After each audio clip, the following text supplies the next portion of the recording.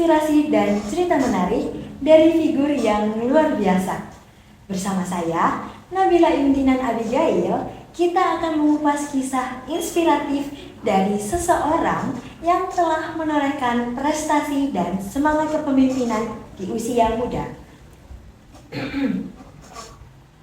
Tema kita kali ini adalah kesetaraan gender, sebuah tema yang mencerminkan semangat untuk terus bergerak maju, mendobrak stereotip, dan memberi dampak positif di lingkungan kampus.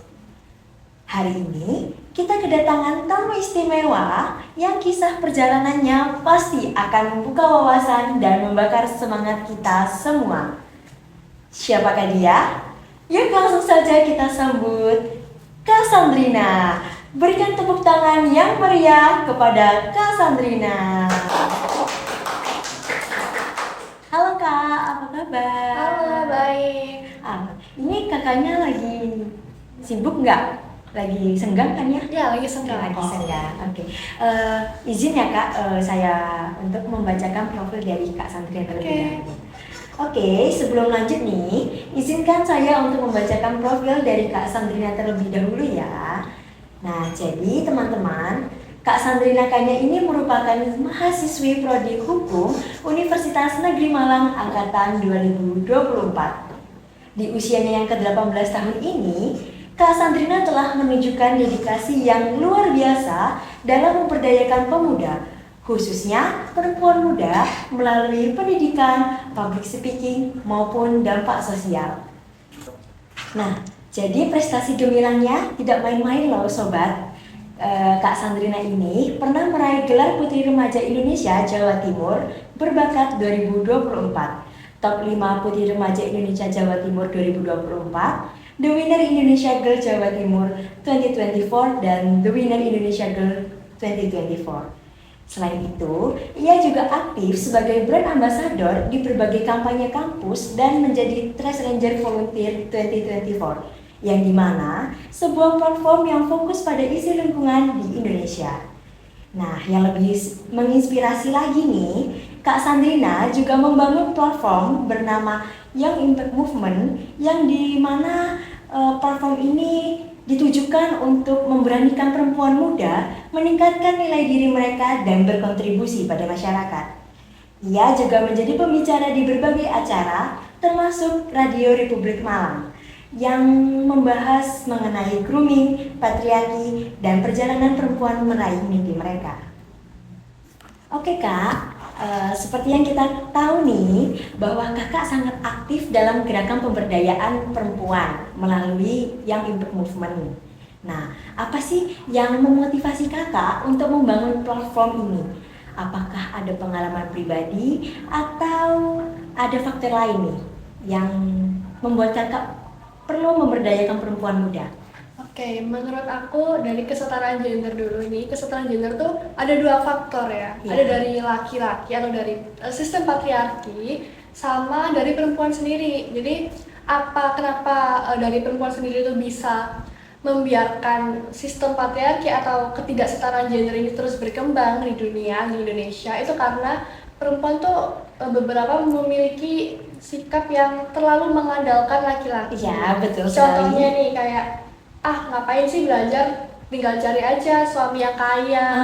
Terus kayak beberapa cewek itu masih punya mindset kayak cowok itu harus ngebayarin semua, cowok itu harus ngelakuin semua dan cewek itu diem aja. Dan menurut aku mindset seperti itulah yang membiarkan patriarki itu berkembang, terus berkembang di dunia. Dan dari situ woman empowerment tuh nggak bisa terwujud kalau misalnya dari perempuan sendiri itu mindsetnya masih seperti itu, masih mindset kuno lah. Iya.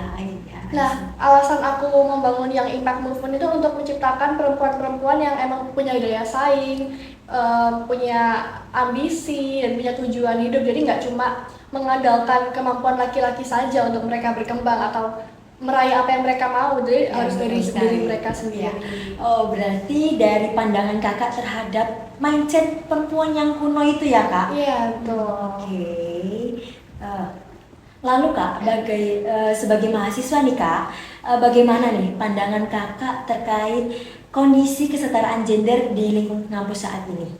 Oke, kalau dari aku karena aku juga anak organisasi dan aku lihat tuh di beberapa organisasi seperti BEM, HMD itu banyak yang sudah menerapkan kesetaraan gender. Misalnya nih perempuan udah bisa jadi ketua sekarang. Oh ya, betul, Ya, betul, ketua betul BEM sekali. UNIF juga perempuan. Ya, Terus dari BEMFIS juga wakilnya perempuan. Jadi menurut aku di lingkungan kampus itu beberapa sudah menerapkan kesetaraan gender. Tapi setelah aku kemarin datang ke seminar PPKS, aku tuh melihat bahwa ternyata kesetaraan gender tuh belum menyeluruh di daerah kampus. belum. Jadi kemarin waktu aku datang ke seminar PPKS itu ada laki-laki gitu bertanya. Dia menggunakan contoh kasus dari temennya. Jadi ceritanya itu ada dua teman cowok sama cewek.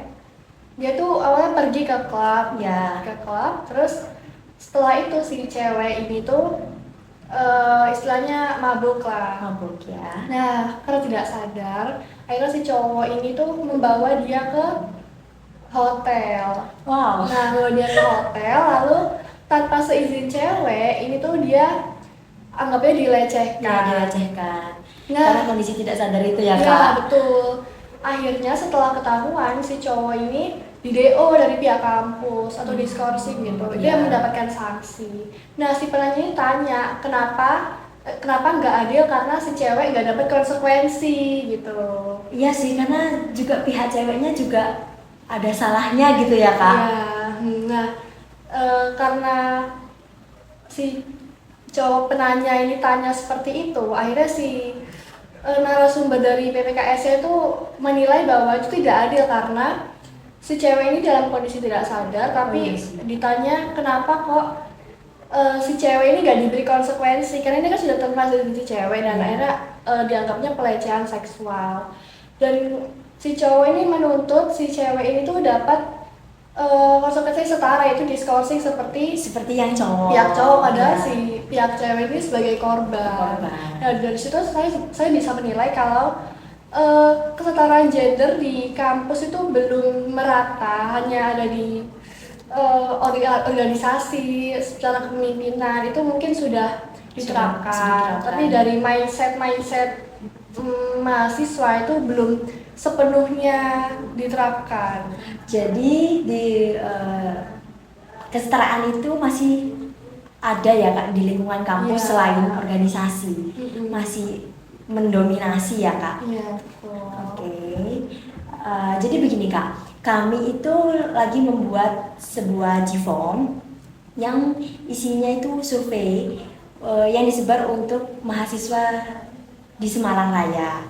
Nah, dari data survei kami yang lakukan, itu sekitar 39% responden menyatakan pernah mengalami atau menyaksikan diskriminasi gender. Nah, contohnya itu, Kak, ada mahasiswi yang merasa pendapatnya diremehkan dalam diskusi kelompok karena dia perempuan. Ada juga yang merasa dikesampingkan saat pemilihan ketua panitia karena dianggap perempuan itu suka baper dan tidak tegas. Terus ada juga yang merasa hanya diminta mengerjakan tugas administratif seperti mengetik, sementara tugas analisis itu dikerjakan oleh laki-laki. Nah, dari contoh-contoh yang diceritakan oleh responden itu, mengapa nih, Kak, stereotip seperti ini tuh masih kuat di lingkungan kampus yang seharusnya sudah lebih terbuka dan progresif? Oke, emang saya setuju dalam kelas, Ya. cuma waktu kerja kelompok perempuan tuh cenderung diremehkan. Ya, benar sekali ya. Ya, nah sebenarnya perempuan yang berdaya dan punya kemampuan yang mumpuni itu banyak, tapi banyak masyarakat yang masih denial Benar. akan kemampuan perempuan itu. Ini contohnya juga dari saya sendiri karena di hukum itu dulu itu mayoritas laki-laki pasti, seperti lawyer, jaksa itu pasti lebih banyak laki-laki dibandingkan perempuan. Jadi terkadang waktu kerja kelompok juga terkadang peran perempuan itu sedikit disepelekan. Itu terus sebenarnya kalau misalnya bicarakan kesetaraan gender, perbedaan pandangan dari laki-laki dengan perempuan itu biasanya lebih menekankan pada kesetaraan hak, iya. Lebih menekankan pada pilihan atau bebas berekspresi, bebas bermimpi. Tapi kalau misalnya tanya dari perspektif laki-laki, kebanyakan itu pasti disuruh coba dong angkat galon, berarti boleh dong dipukul. Iya, benar, bermain fisik ya. Iya, hubungannya sama fisik. Betul. Nah, aku juga pernah mengalami hal-hal seperti itu. Misalnya nih, biasanya kan cewek kalau misalnya bercanda itu suka mukul dikit gitu. Iya. Nah, biasanya ada laki-laki itu balas memukul, tapi tenaganya sendiri kan juga sudah beda. Ya, dari tenaganya aja powernya udah beda. Ya, sebenarnya kesetaraan itu bukan kesetaraan fisik, tapi kesetaraan hak. Jadi sama-sama memiliki hak yang sama karena keduanya juga sama-sama manusia, tidak ada yang lebih tinggi, tidak ada yang lebih rendah, sama-sama manusia. Jadi sebenarnya mindset seperti itu memang perlu diperbaiki dari diri sendiri karena tidak bisa kita nggak bisa mengubah orang, harus dari diri mereka sendiri. Apalagi patriarkisme itu seperti mindset batu ya, susah untuk diubah secara sepihak, susah untuk kita menyuruh untuk berubah, tidak bisa, harus dari mereka sendiri. Jadi kita harus gencar untuk merubah mindset itu tadi ya Kak. Iya. Emang susah sih Kak kalau soal SDM. Iya, itu. Nah lanjut Kak, apa kakak sendiri itu pernah mengalami momen di mana kakak merasa ada ketidaksetaraan atau diskriminasi gender, maupun baik di kampus atau di ajang kompetisi maupun di kegiatan sosial? Oke, pernah sih di organisasi itu ada laki-laki yang bilang ke saya kayak, kamu kan waktu itu aku pakainya sebagai humas, si humas dari suatu program kerja, dan si laki-laki ini tuh dari si perlengkapan, jadi emang identiknya angkat-angkat ya. Iya, sepelekan kayak kamu kan cuma humas doang, kamu cewek, aku kan cowok, aku angkat-angkat lebih capek gitu. Oh jadi adu nasib gitu ya Kak? Adu nasib. Padahal humas juga menguras energi juga. Ya jalan kesana kemari. Ya. Terus lalu kakak cara menghadapinya gimana nih? Kalau misalnya dari aku, karena orang-orang seperti itu kalau didebatkan itu malah semakin menjadi. Jadi ya aku biarkan saja, kayak terserah deh gitu, daripada diskusi. I see. Nggak bisa mengubah orang seperti itu. Ya benar. Daripada panjang ya kan nanti urusannya. Oke.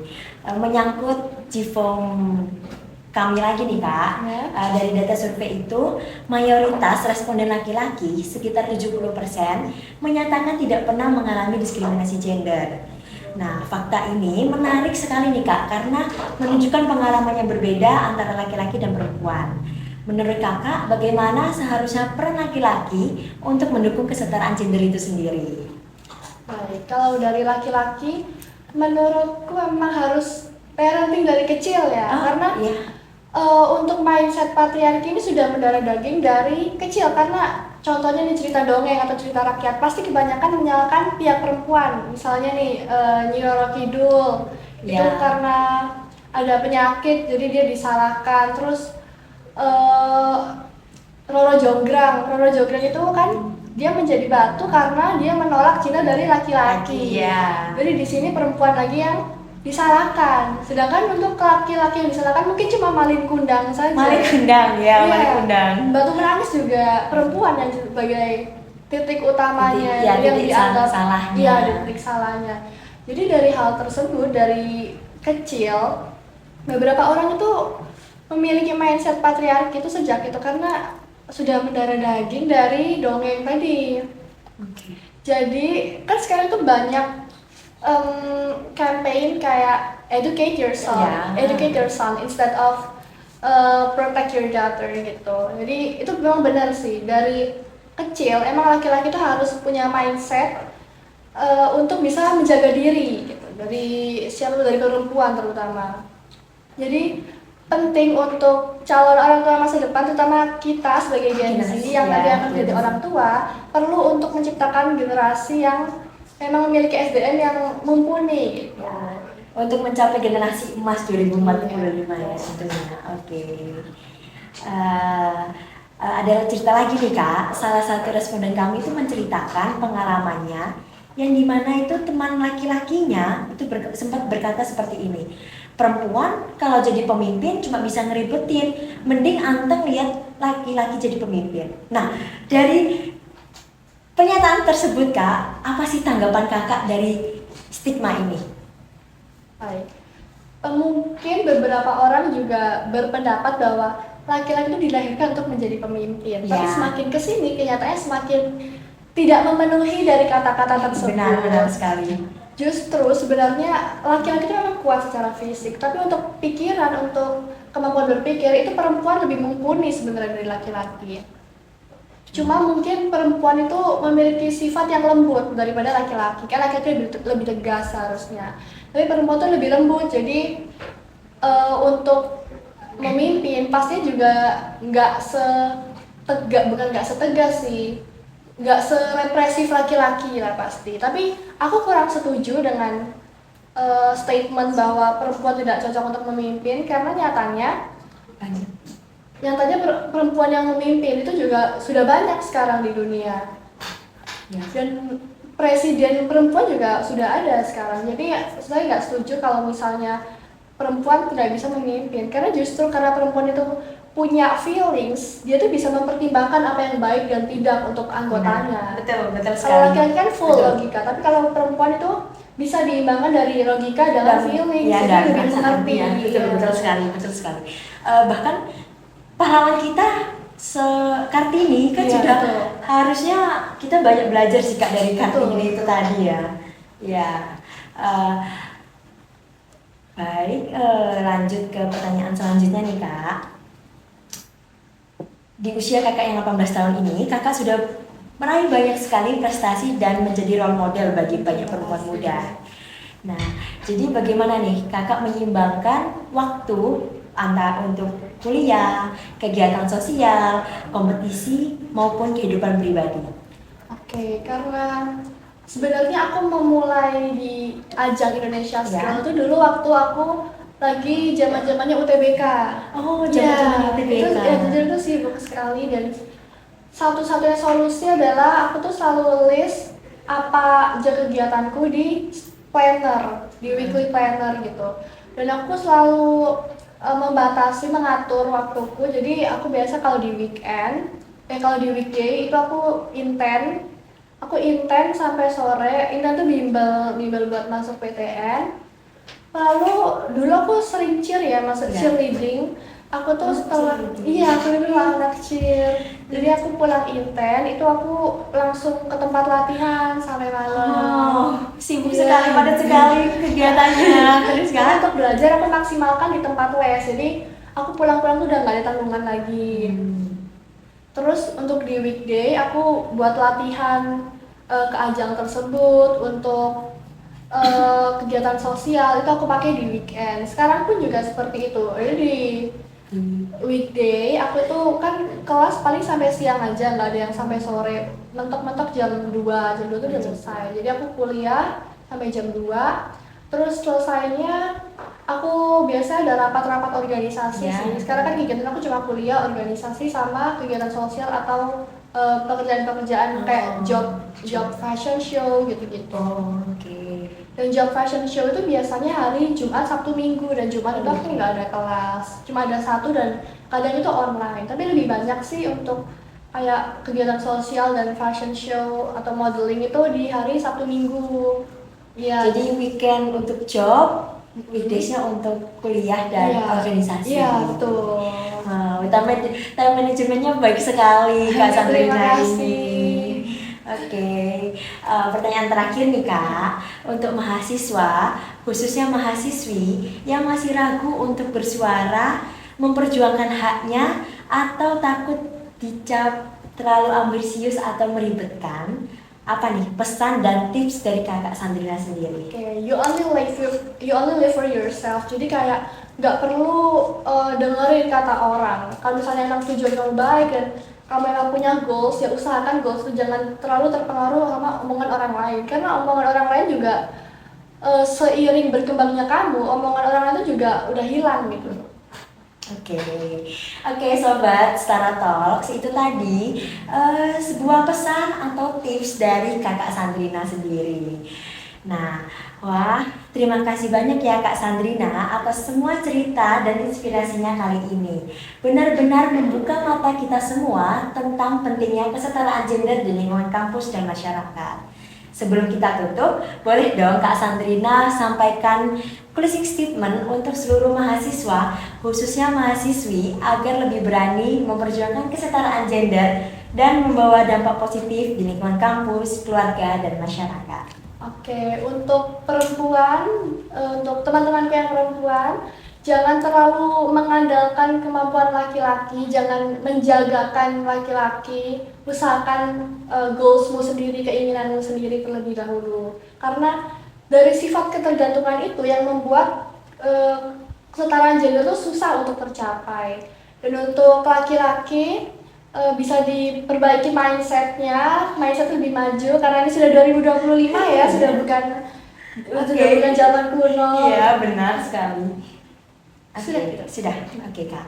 Nah, dari cerita Kak Sandrina, kita belajar banyak hal penting, mulai dari motivasi membangun Young Impact Movement, realita diskriminasi gender yang masih terjadi di kampus, pentingnya peran laki-laki dalam mendukung kesetaraan, hingga bagaimana mendobrak stigma bahwa perempuan tidak bisa menjadi pemimpin yang hebat. Kak Sandrina juga berbagi tips bagaimana menyimbangkan kuliah dengan berbagai kegiatan, dan yang paling penting, pesan untuk kita semua agar berani bersuara dan memperjuangkan hak kita. Terima kasih Sobat Setara yang sudah mendengarkan sampai akhir. Saya, Nabila Indinan, pamit undur diri. Ingat ya Sobat Setara, suara kita, hak kita, setara kita.